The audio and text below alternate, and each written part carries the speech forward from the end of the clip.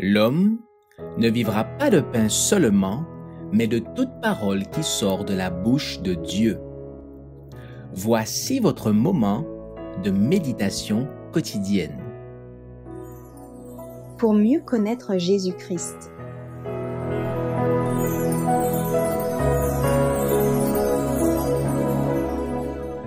Les meilleures choses de la vie, le 20 mars.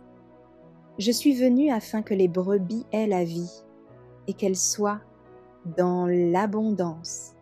Jean chapitre 10, verset 10. Chaque moment de notre vie est d'un intense intérêt. L'existence n'est pas un jeu, mais un fait d'une redoutable importance, chargé d'éternelles responsabilités. Si nous la considérons à ce point de vue, nous comprendrons notre besoin du secours divin et aurons la conviction que la vie sans Dieu est une faillite complète. Mais si le Christ habite en nous, nous aurons une raison de vivre. Nous serons aussi pénétrés de la conviction que, sans la puissance de la grâce de Dieu et de son Esprit, nous ne pouvons atteindre l'idéal élevé placé devant nous. Nous sommes appelés à acquérir un caractère d'une perfection divine, et alors que nous nous efforcerons de satisfaire aux exigences du ciel, nous serons stimulés. Notre esprit sera équilibré, et l'inquiétude de notre âme s'évanouira dans le repos en Christ. Nous sommes très souvent en contact avec des gens qui ne sont jamais heureux. Ils ne jouissent pas du contentement et de la paix que Jésus peut donner. Ils font profession de christianisme, mais ils ne remplissent pas les conditions mises à la réalisation des promesses de Dieu. Jésus a dit « Venez à moi, prenez mon joug sur vous et recevez mes instructions, car je suis doux et humble de cœur, et vous trouverez du repos pour vos âmes.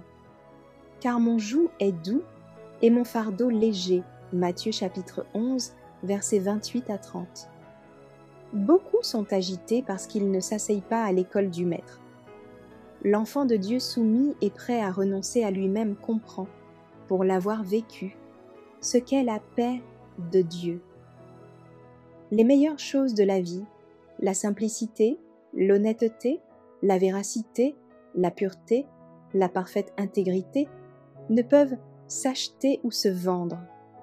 Elles sont à la disposition du savant comme de l'ignorant, de l'homme blanc comme de l'homme de couleur, du pauvre comme du roi sur son trône.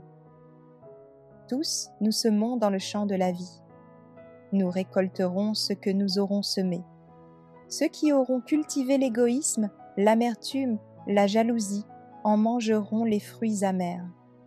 En revanche, ceux qui manifestent de l'amour désintéressé, de la bonté, de la prévenance, verront mûrir une moisson précieuse.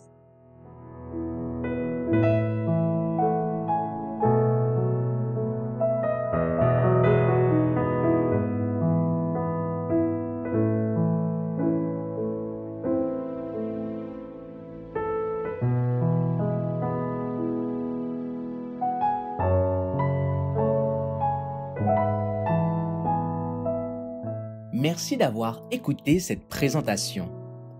Assurez-vous de nous rejoindre demain pour votre moment de méditation quotidienne avec lereste.org.